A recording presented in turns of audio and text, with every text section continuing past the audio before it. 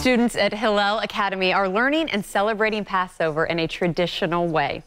With food. I know. Joining us in the kitchen with a taste of what they are learning are Allison Oakes and Director of Food Services and owner of Hamza Catering. We have Karen Amoyle back. Good morning, ladies. Welcome back. Thank you for having us. We're going to keep you busy. You're not going to talk as much because she's been doing so much cooking in her heels, by the way, which yes, she still does at all the of school, the time. which I love.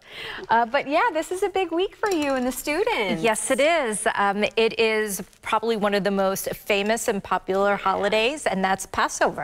Which begins next week. It begins next week. Next Friday night is the first night, and we will have our traditional Seder, which is a traditional meal. All right, which you brought a little bit of this morning that she's been cooking away for. So explain what that traditional meal is and what is included in it, what you really want to make sure, you know, is there. Absolutely.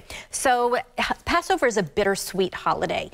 It's a time that we remember the bitterness of being slaves in Egypt, and it's a sweetness to remind us of the times like today where we're free to be Jews and celebrate Judaism. And so part of it, because the Israelites had to leave Egypt so quickly, there was no time for bread to rise. So we do not eat any food that rises. No breads, no cookies, no cakes. We eat everything made with matzah. Okay. And so the meal has traditional foods around matzah. And then on the Seder plate, other foods that represent spring, bitterness, or sweetness. That's all right here? Yep.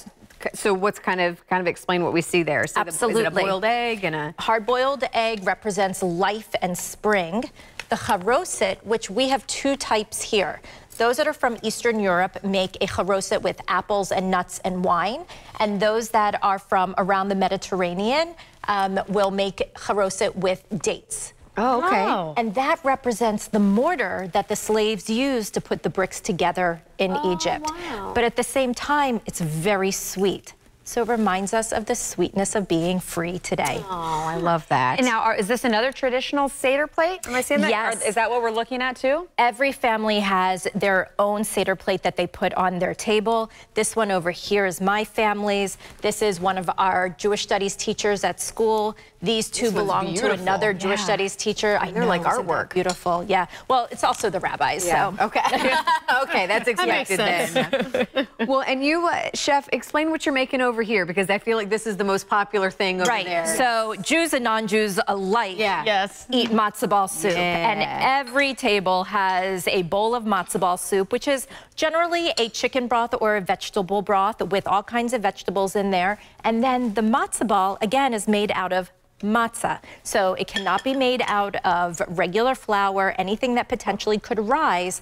It's a matzah ball made out of something that does not have leaven. Okay, and then what is this? I keep wanting to call it like a potato cake. So, so it sort of is like a potato cake, and Karen and I are on different pages about this because that is something called matzah brei. That's generally a traditional breakfast food because we can't eat cereal, we can't eat pancakes, we can't eat waffles. So we take matzah, break it up, mix it with egg, and then that becomes breakfast. Now Karen makes hers like an omelet, and I make mine more as a scrambled egg. So that's the difference. But Is it sugar on top? Yes, so I also do a cinnamon sugar one. The one that my family loves is with salmon and onions. Okay. Yeah. So the more we learn, I mean, I love when you are here because it is so educational, and it's always something to point out, though, when it comes to Hillel Academy, it is for Jewish and non-Jewish students. It is. Our school is open to anyone that embraces our mission. So we have about 5% of our population is not Jewish. We have a number of interfaith families at our school and Jewish children, and we all come together and celebrate the holidays and Judaism and Israel.